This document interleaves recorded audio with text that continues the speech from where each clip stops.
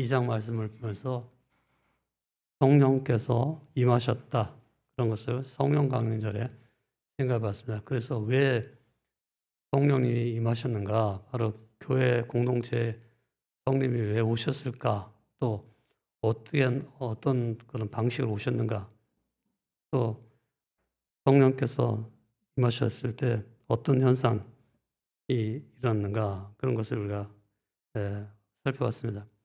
오늘은 이어서 사도행전 3장 말씀을 중심으로 해서 또 4장의 마지막 부분을 중심해서 예수님의 이름으로 성령 충만한 사역을 하다. 여기서 중요한 것은 예수님의 이름으로 사역했다는 것하고 또 사역했다. 사역을 하더라도 성령 충만한 사역을 했다 하는 것이죠. 그래서 오늘은 이런 말씀을 생각해 보는데 여러분이 잘 이것을 마음속에 새기고 여러분의 삶에서 순종할 수 있는 그런 성도들이 다 되시길 바랍니다.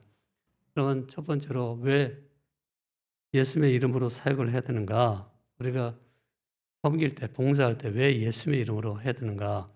왜 성령 충만한 그런 사람으로 우리가 섬겨야 되는가에 대해서 얘기할 때 첫째는 자기 속에 예수가 있기 때문이다. 그런 것을 생각해 볼 수 있습니다. 사람은 자기에게 있는 것만 줄 수가 있는 거죠. 없으면 줄 수가 없어요. 아무리 주고 싶어도 없는데 어떻게 주겠어요? 어떤 분이 저에게 선물했어요. 그래가지고 제가 선물을 받았어요. 아주 그럴듯해요. 그래가지고 선물이 말이죠. 페라가모라고 하는 아주 벨트, 여러분 이 다 세계 명품에 해당하잖아요. 페라가모. 그런 벨트를 선물해 준 거예요. 그래서 제가 이제 선물을 받아봤더니 웬걸 이 선물 속에 아무것도 안 들어있는 거예요. 그냥 빈 상자였어요. 근데 참 여러분 이상하게 생각하겠죠. 또 다른 선물 줬는데 알만한 사람 다 알고 있는 알만이라고 하는 선물이에요. 뭐 시계를 잘 만들고 뭐 여러 가지 많은 명품을 만드는 그런 회사인데요. 이 상자를 선물 주고 또 열어보니까 아무것도 안 들어있는 거예요. 왜 이 분은 이렇게 페라가모 알마니를 선물하지 못했을까요? 페라가모나 알마니가 없었기 때문에 그렇죠. 즉 없는 것은 줄 수 없는 거죠. 제가 이제 예를 들자면 그렇게 하고 이거 다 사실은 제가 사온 짝퉁이에요. 네. 짝퉁 시장, 중국의 홍차오라는 짝퉁 시장에 가서 페라가모라는 짝퉁 벨트 사오고 또 알만이라고 하는 그런 짝퉁 그걸 사왔는데요. 네.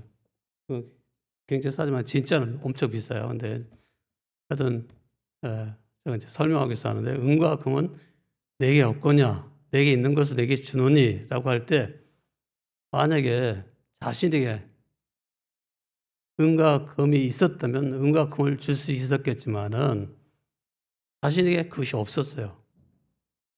그 대신 이 베드로와 요한에게 사도들에게 또는 제자들에게는 뭐가 있었는가? 이 성경에 보면 은과 금은 내게 없거냐 내게 있는 것을 내게 주노니 곧 나사렛 예수의 이름으로 걸어라. 예수의 이름이 속에 있었다는 거죠. 즉 예수님이 있었다는 거예요. 예수의 영, 성령님이 자기 속에 있었다는 거죠. 그래서 이 성령 하나님의 능력으로 예수의 이름으로 그 사람을 걷게 해준 거예요. 사람은 자기 영혼이 비어 있으면 아무것도 줄 수 없습니다. 제가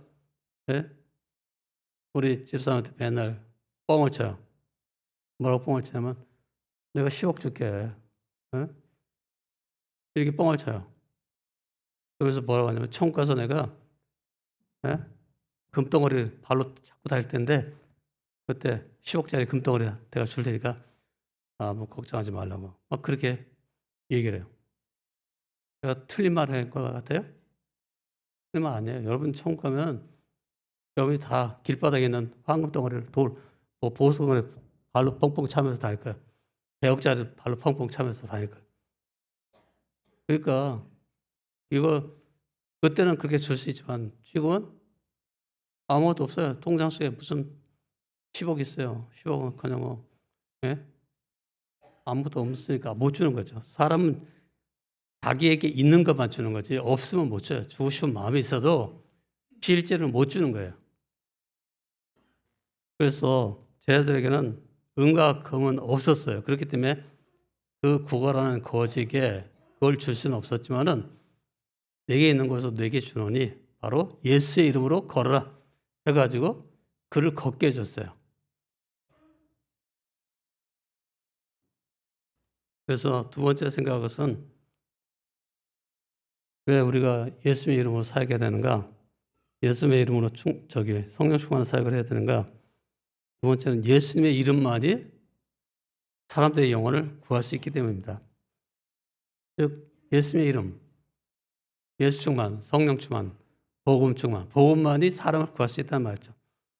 복음이 영혼을 살리게 되는 것입니다. 속에 텅 비어 있는 알맹이가 없는 그런 상태로는 우리가 저도 아무런 효과가 없는 거죠.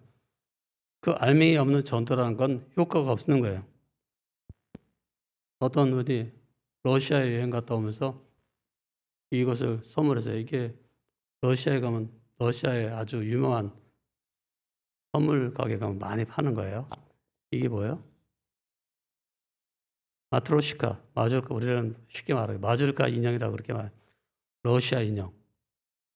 러시아 인형은 이렇게 딱 피면 까면 말이에요. 또 다른 마주르카 또 나오는 거예요.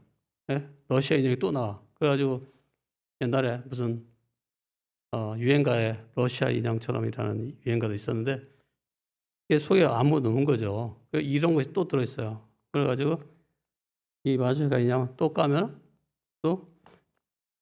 또 러시아 인형이 마주르카 또 나와요. 되게 웃기잖아요. 참 알맹이가 없는 거예요. 근데 어떤 사람은 더 머리가 좋아요. 그래가지고 또 마지막 마주카 속에다가 걸 하는 거. 그걸 집어넣어요. 저에게 뭐가 필요하겠어요? 금반지가 딱 필요한 거죠. 금반지를 딱 넣어가지고 이 러시아 인형을 선물로 주는 거예요. 참 센스가 있는 거예요. 앞으로 여러분도 참 보다 센스가 있기를 바랍니다. 대답 안 하는 거니까 러시아에 갈 사람이 한 명도 없네. 네? 요즘 뭐 비행기 타고 러시아는 못 가니까 그랬죠. 어쨌든 제가 이 마주르카 인형을 가져온 이유는 바로 알맹이가 있어야 된다는 거죠. 속에 저 좋은 것이 좀 있어야죠. 우리의 겉사람이 갖고 있는 것 중에 제일 좋다고 하는 게 황금, 은과 금 이런 거지만 보석이지만은 실제로 영혼에 꼭 필요한 것은 영혼에 가장 좋은 것은 뭐예요? 복음이에요. 예수예요. 영혼에 가장 좋은 것은 성령님이에요. 예수님을 줘야지 알맹이가 예수님이 아니고 뭐 세상 헛된 아까 여기 이 빈 것이 아니고 무슨 예? 금반지가 들어있었다고 그러는데 이런 거 주는 것은 좀 순이 나는 거죠. 여러분 다른 모든 사람에게 은과 금은 줄 수 없지만 항상 여러분 속에 있는 복음, 여러분이 가지고 있는 예수님, 여러분이 늘 같이 동행하고 있는 예수님의 영이신 성령님을 그들에게 전하시길 주님의 이름으로 부탁드립니다. 사람에게 최대의 문제가 뭐예요? 인간 최대의 문제는 바로 죄의 문제, 구원받고 영생 얻는 것이 인간 최대의 문제인데 어떻게 구원받고 영생 얻어요? 복음이 없이는, 예수님이 없이는 구원을 받을 수가 없는 거예요. 이 복음을 어떻게 깨닫게 돼요? 예수님을 어떻게 깨닫게 돼요? 바로 성령께서 깨닫게 하셔서 선물로 우리에게 믿음을 주실 때 깨닫게 되어지는 거예요. 그러니까 항상 우리가 자랑할 게 아무것도 없어요. 다 하나님의 은혜로 성령께서 우리에게 선물을 주셔서 우리에게 페이스를 주므로 믿음을 주심으로 빌리브의 과정이 생기게 되었다. 이렇게 생각하고 나와 하나님 사이는 원수가 되었었으나 죄 때문에 원수가 돼가지고 갈등하고 있었지만 예수님의 십자가의 죽으심과 부활로 말미암아 그 공로로 내가 죄 문제를 다 해결받고 하나님과 이 관계, 좋은 관계, 사랑의 관계를 맺게 됐다. 그러니 참으로 감사하구나. 여러분 모두가 다 이런 복음의 진리의 내용을 다 깨달을 수 있기를 바랍니다. 그 다음에 세 번째는 예수 그리스도의 은혜와 능력과 사랑을 체험하기 위해서입니다. 우리가 어떻게 신앙생활을 할 때 그런 예수님의 사랑, 예수님의 능력을, 다시 말해서 예수님의 인격을 어떻게 체험해요? 예수님의 은혜를 어떻게 경험해요? 바로 사랑으로, 성령으로 사역할 때만 가능한 거예요. 그래서 참 신앙생활이라는 건 뭐냐? 예수님의 이름으로 힘있게 살아갈 수가 있는데, 예수님의 이름이라는 것은 예수님의 인격과 예수 그리스도의 인격과 사역을 뜻하는 것이다. 그래서 주님의 인격과 사역과 주님의 은혜를 덧입고 살아가는 즐거운 생활이 바로 신앙생활이고, 이것이 바로 복음적인 삶이란 말이에요.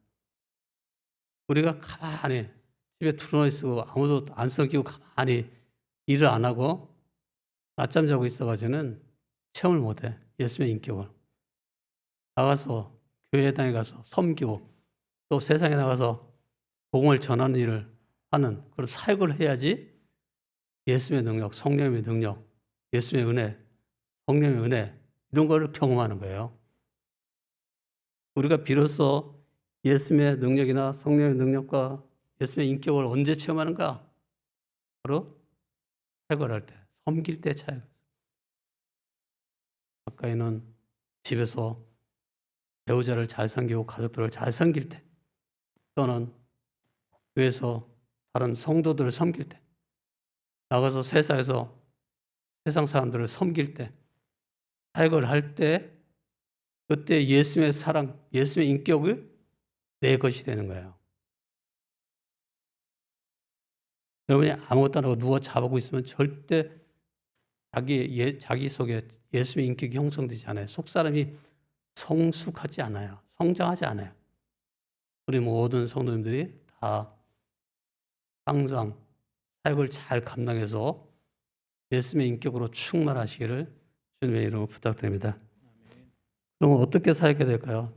첫째는 예수님의 이름으로 담대하게 사역해야 된다. 담대하게 사역을 해야 한다. 이렇게 여기 우리가 사도행전 4장의 마지막 아래 읽을 때 읽었죠. 담대히 복음을 전했다고 그랬잖아요. 담대히. 이 담대가 필요해요. 이 보통 담대하는 것은 뭐 경찰관이나 소방관 이런 사람들이 다 담대하죠. 그러나 사실은 진짜 담대함은 우리 성도들에게 진짜 용기, brave heart, 어떤 용감한 마음 또는 용기 있는 마음, 담대한 마음 이런 것은 그리스도인들에게 필요한 거예요. 그리스도인들이 왜 담대가 필요하냐? 핍박하는 사람들이 많잖아요. 주변에. 예수 믿는다고 구박하는 사람이 얼마나 많죠. 또 선교사님들 중에 이슬람권에 가면요. 알라가 참 선지자다 말하지 않으면 목을 참수해버려요. 목을 잘라버려요. 피 튀기는 그런 걸 보면서 그래도 예수님이 나의 구주입니다 라고 고백하는 사람이 있어요. IS가 막 목 자른 데 가서도 너는 목 잘라라. 나는 천국 간다. 그러면서 말해요. IS 이슬람 스테이트라고 하는 그 IS 대원한테 자기 생명을 맡기고 그냥 죽이려면 죽여 뭐 하면서 목을 내놓는 크리스천들이 얼마나 많은지 몰라요. 선교사님이 얼마나 많은지 몰라. 여러분 중에서도 지금 김정은이가 내려가지고 총을 딱 대고서 총알로 죽일 거다. 막 협박을 하면서 야 예수님이 구주냐 김정은이가 주님이냐 둘 중에 하나 선택해라. 그러면 나는 예수님이 주님입니다. 김정은은 그냥 통치자 세상 통치자일 뿐입니다.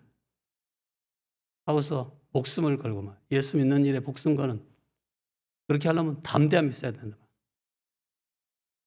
어떻게 이런 담대함이 있어요? 바로 우리 속에 예수님이 가득하면 성령이 가득하면 우리는 항상 담대하게 되는 거지. 세상에서 크리스천이 되는 영적인 용기 바로 담대함이 필요한 것입니다. 크리스천들은 하나님이 세상을 만드셨고 죄가 세상을 망쳤고 예수님께서 이 땅에 오셔서 사시다가 십자가에 죽으시고 3일 만에 부활하시고 그 예수님이 바로 나와 하나님 사이를 우리 죄인들과 하나님 사이를 화목하게 만드셨다라는 것을 믿고 고백하는 거예요. 그래서 믿고 고백하는 끝나는 게 아니라 자기가 믿는 대로 살아내는 그런 사람이 되는 거예요. 이 살아낸다라는 말이 굉장히 참 감이 깊은데 믿음대로 살아가는 삶이 있다는 거예요. 생활이 있다는 거예요. 그것이 바로 살아내는 것은 더 많은 용기를 필요로 하는 것입니다. 크리스천으로 살려면 담대해야 됩니다. 전도를 하려면 더욱 담대해야 됩니다. 전도나 선교하는 데는 담대함이 있어야 돼요. 크리스천들의 담대함은 스스로 용기를 낸다고 생기는 것이 아니고 구원자의 영광을 위해 살도록 해주시는 성령님과 예수님을 향한 믿음을 통해서 오는 것입니다.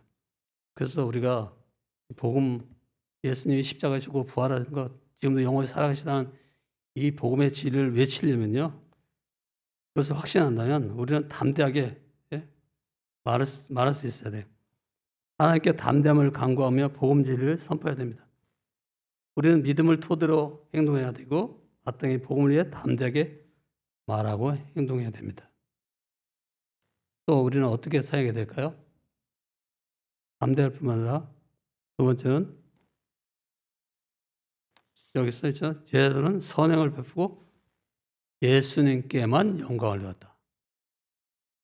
우리가 지금 이 나면서부터 안전병이 된 이런 장애자를 고친 거는 내 스스로의 어떤 경건이나 내 스스로의 실력으로 그 사람을 그렇게 고치는 게 아니다. 너희가 십자가 못 박아 죽였던 그 예수님이 지금 고쳐주시다. 그분이 부활하여 영원히 살아계신데 성령으로 임재해 계셔가지고 우리한테 찾아오셔가지고 그 예수님이 지금 고쳐준 거다 하면서 예수님께만 영광을 돌리게 되는 거지. 본문에 보면은 성령의 능력으로 행한 두 가지 사가 나오는데 바로 나면서 못 걷게 된 사람 고친 일, 그 다음에 유대 지도자들에게 예수님에 관해 증거하는 일, 그것이 다 담대하게 하는 일. 유대 종교 지도자들에게 말이에요. 너희가 못 박은 예수가 메시아다 이렇게 말한다는 게 굉장히 어려운 일인데 그들은 담대하게 그렇게 증거를 했어요.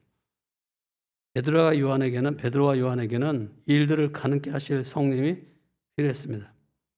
베드로는 성령의 임재와 능력을 신뢰함으로 못 걷는 이에게 은과 금보다 훨씬 더 좋은 치유라는 선물을 줬습니다. 여러분, 선물이라는 건 뭐예요? 선물을 사는 사람이 값을 치르죠. 만약에 이 마주르카 인형이다. 그러면 이것이 만약에 우리 돈으로 2만 원이다. 그럼 2만 원의 값을 치른 거죠. 20달러의 값을 치른 거예요. 사는 사람이. 그런 다음에 줄 때 이 마주르카 인형을 가져와가지고 러시안 인형을 가져와서 선물이에요. 제가 러시아 다녀온 기념으로 하나 사왔어요. 하면서 선물이에요. 하면서 줄 때 선물 받는 사람이 어이구 이 러시안 인형?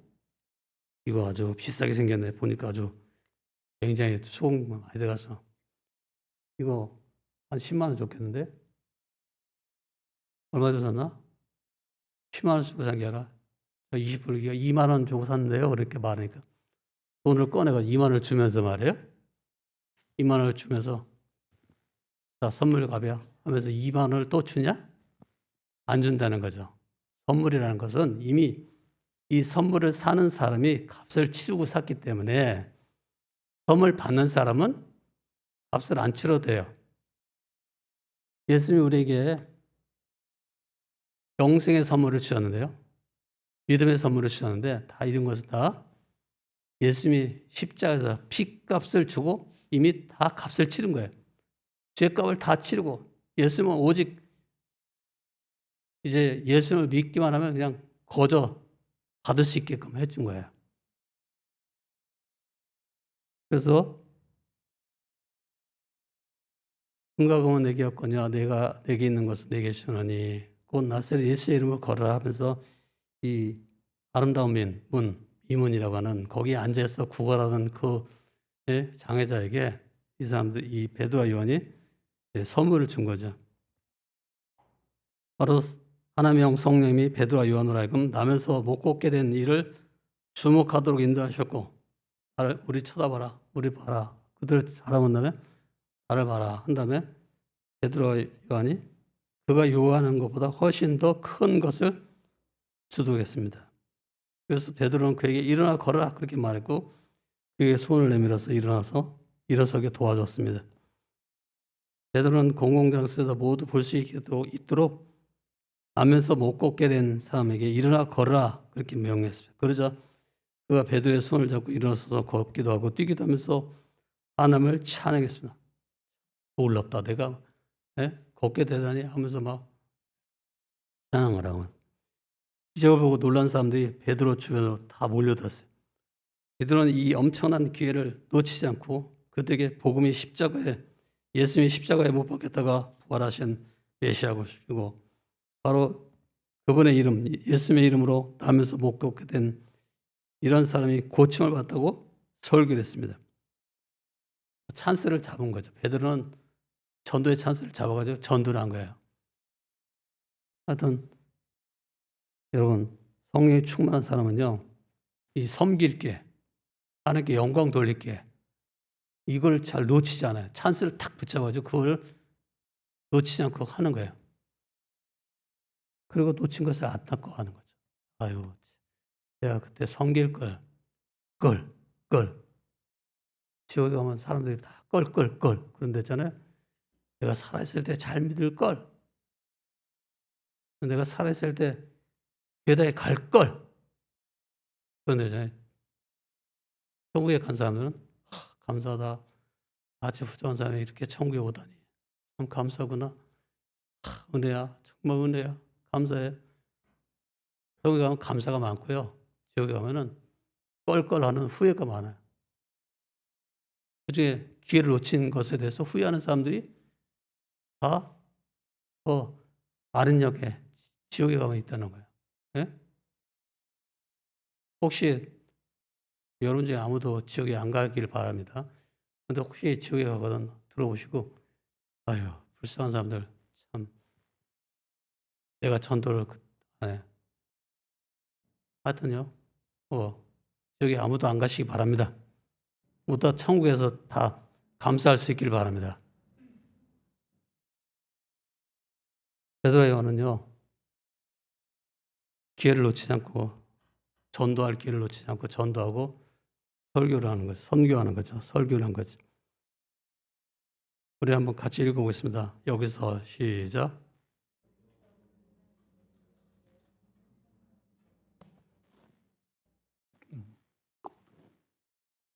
다 같이 한번 읽어보겠습니다. 시작.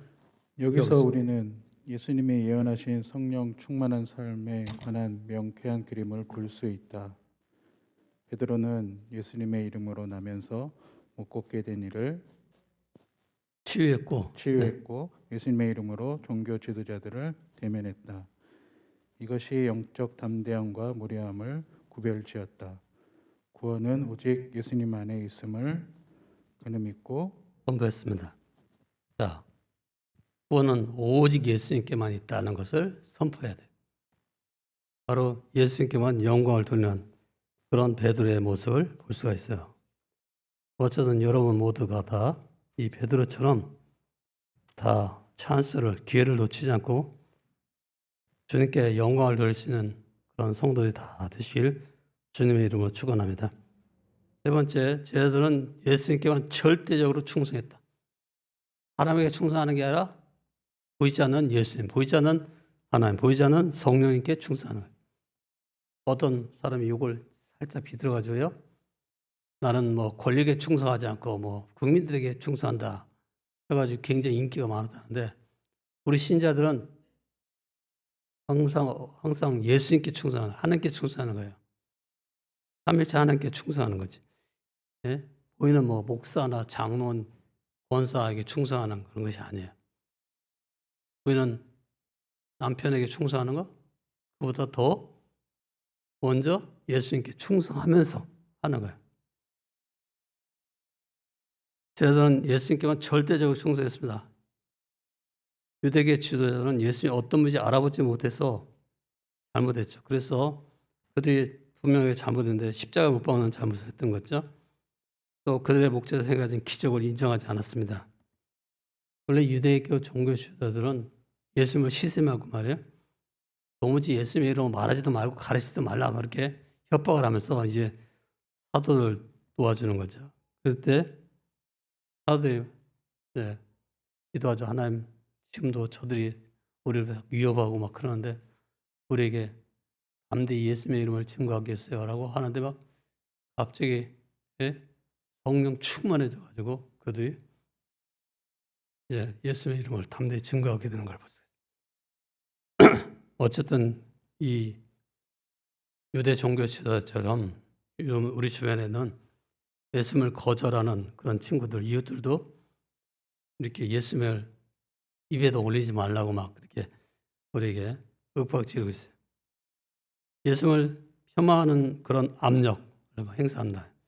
그것을 이겨내려면 세 가지가 필요합니다. 첫째는 시선 고정. 우리의 눈이 항상 예수님께, 항상 하늘에게 있어야 돼요. 그래서 첫째, 예수님께 시선을 고정해야 합니다. 그분이 누구시며 그분의 삶과 죽음과 부활이 우리에게 무엇을 가져다 줬는지 집중해야 됩니다. 성경에서 하나님은 기억하라는 훈계로 가득합니다. 우리는 건방증이 심한 피조물입니다. 게다가 모든 면에서 신앙에 반대되는 이야기를 들려주는 세상에 물들어 있습니다. 뭐니 해도 뭐니야, 돈이 최고야, 뭐 이렇게 하는 이런 가치관이 있단 말이에요. 그래도 거기에 물들어요. 세상에 물들어 있습니다. 압력을 받으면서도 예수님의 이름을 선포할 준비가 되었으면 예수님의 이름을 꾸준히 기억할 필요가 있습니다.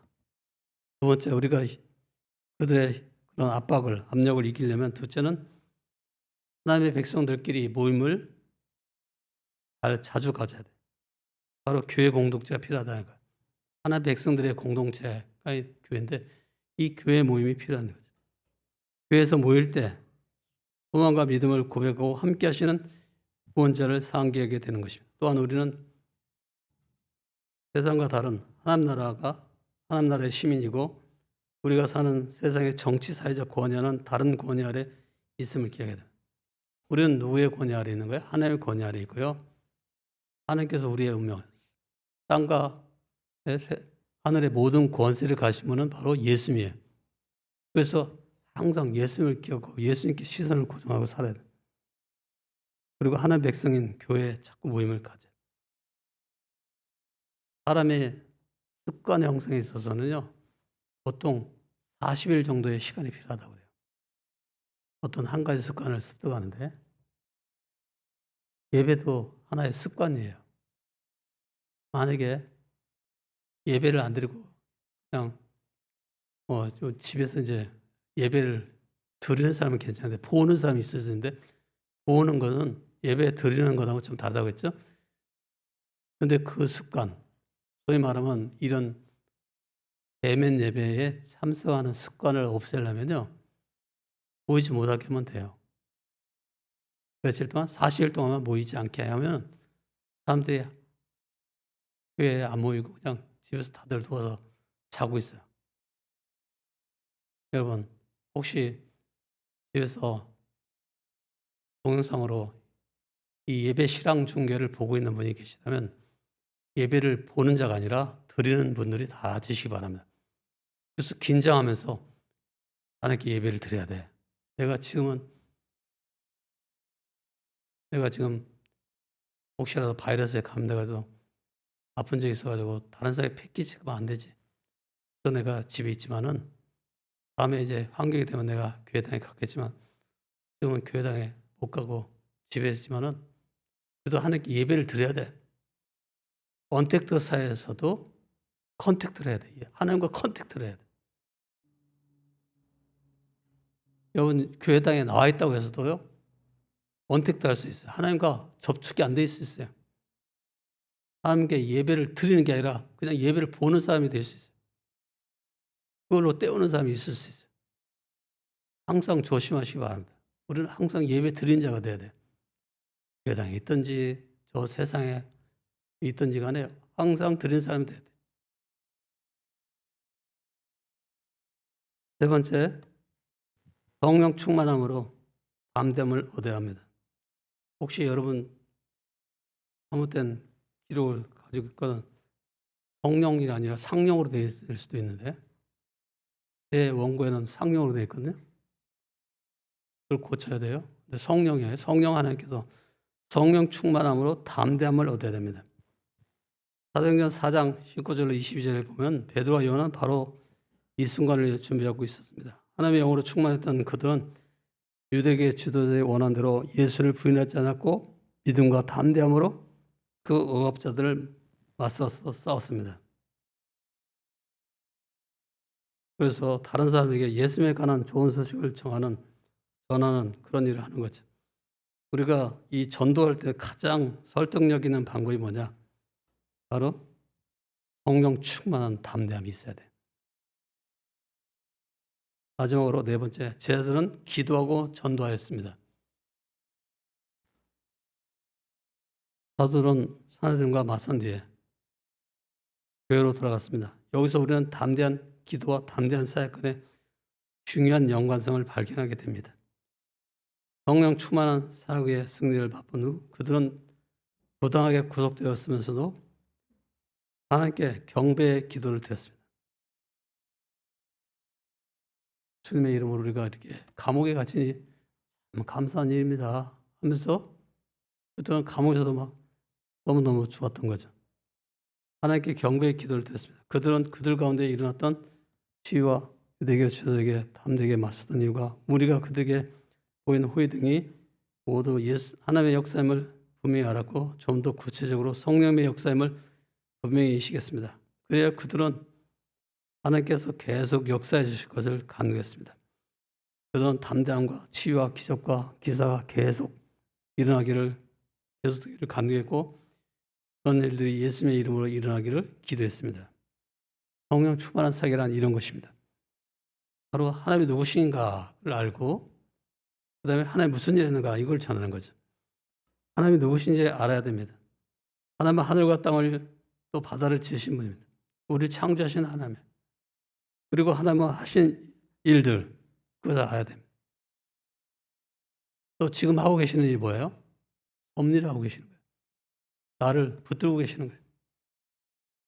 하나님은 다시를 통해 말씀하셨고 예수님에게 기름을 부어주셨습니다. 이런 것들의 바탕은 바로 간구다만 다음과 같이 기도하는 것이라 할 수 있습니다. 다 같이 한번 기도를 읽어보겠습니다. 시작.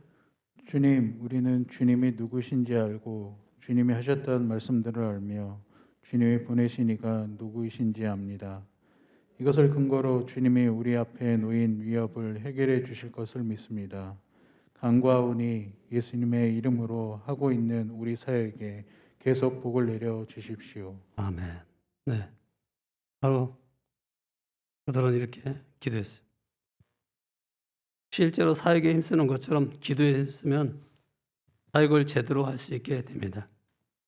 그 사역이 찬양 사역이든 구제 사역이든 설교든 친구와 이웃에게 복음을 전하는 일이든 간에 말입니다. 담대한 사역은 담대한 기도를 요구하고 담대한 기도는 담대한 사역을 가능하게 합니다. 그는 듣지 못하는 자가 듣게 되고 눈먼 자가 보게 되고 죽은 자가 일어나 걷는 것은 하나님의 역사입니다. 그러나 이러한 기적은 믿음의 사람들이 예수님의 이름으로 나아가 이웃과 만나고 대화하고 사랑할 때만 일어납니다. 역설적이지만 모순적인 이야기는 아닙니다. 성령 안에서 삶의 힘입니다. 우리가 이럴 때 하나님이 일하시고 우리가 기도할 때도 하나님이 일하시고 또 하나님이 일하실 때 우리도 일합니다. 기도를 통해서 이러한 모든 수고가 하나로 연합되는 것입니다. 여기 크리스천들과 마찬가지로 우리도 영적인 저항을 경험합니다.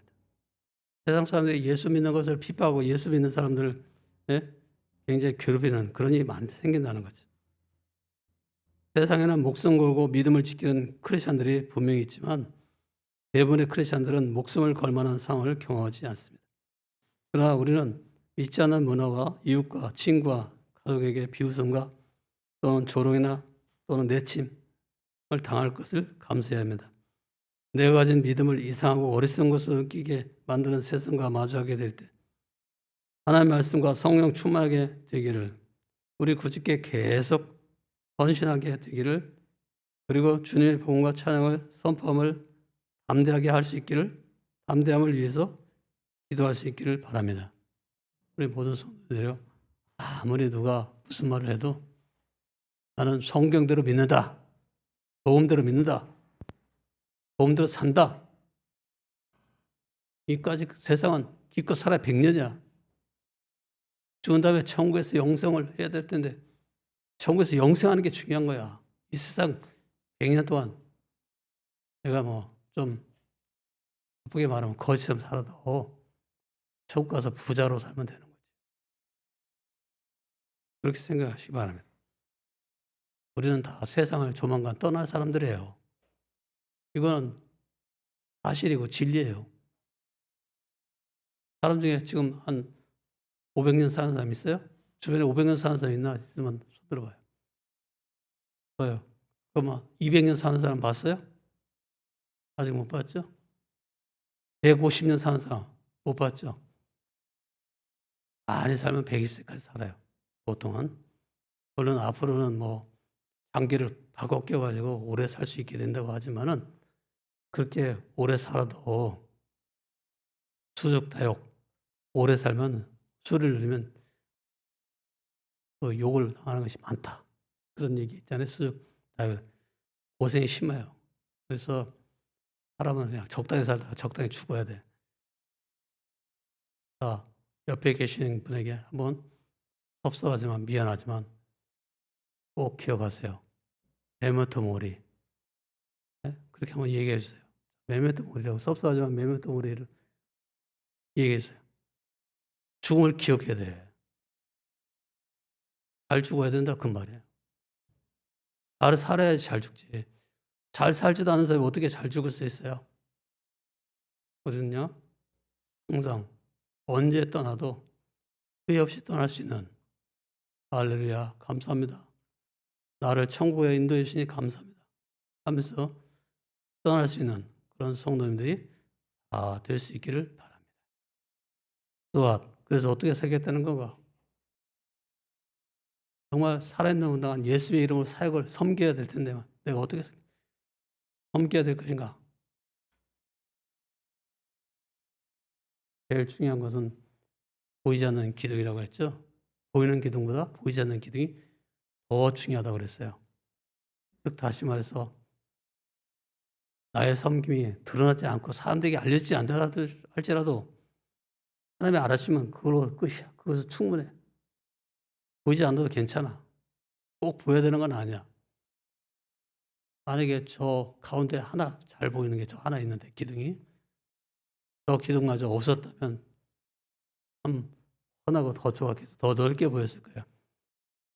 근데 저 기둥이 있는 것이 또 한편은 또 은혜고 축복이에요. 왜냐하면 저를 꼴 보기 싫어하는 사람들이 저기 뒤에 앉을 수 있고, 꿈속에서 내가 막 때려가지고 구탈해가지고 말이에요. 보기 싫은 사람을 저 뒤에 앉을 수 있고, 느껴온 사람도 저기 뒤에 앉을 수 있고, 얼마나 좋아요. 그러니까 보이는 기둥도 좋은 것이고 보이지 않는 기둥도 좋지만 천국에서 누가 더 큰 영광을 얻느냐라고 말할 때는 보이지 않는 기둥 역할을 한 사람이 더 큰 영광을 얻게 되는 거예요. 보이는 기둥과 같은 역할을 한 사람은 누굴까요? 그래서 드러난 직분자들, 목사, 장로, 권사 뭐 이런 보이는 직분자들이죠. 보이지 않는 기둥과 같은 사람은 누굴까요? 말없이 섬기는, 화장실에서 조용히 막 섬기고 있는 사람들, 그런 사람들이 다 보이지 않는 기둥과 같은 역할을 하는 거예요. 어쩌든요, 교회 집에서도 우리가 어떻게 이 말씀을 실천할 것인가? 이 말씀대로 내가 살려면 어떻게 해야 되는가? 내 가족들 어떻게 해야 되는가? 세상에 어떻게 살아야 될까? 그래서 어떻게 살아야 될까? 여러분이 다 생각하면서 성령의 이름, 하나님의 이름, 예수의 이름으로 사역하는, 섬기는 그런 분들이 다 되시기를 주님의 이름으로 축원합니다. 기도하겠습니다. 하나님 아버지, 오늘도 깨달은 말씀을 우리 삶에서 실천할 수 있는 우리 성도들이 다 되게 하여 주시옵소서. 예수님의 이름으로 기도드립니다. 지금은 우리 주 예수 그리스도의 은혜와 하나님 아버지의 영원 무궁하신 사랑과 성령의 교통하심과 인도하심과 충만하신 역사가 오늘 예배에 참석한 모든 성도들과 또 저도의 가정과 저도의 가족들과 하는 모든 일들 위해 그리고 열방의 선교사들과 통역자들과 그들이 섬기는 많은 영혼들 위해 지금부터 영혼까지 함께 계시옵기를 간절히 축원합니다.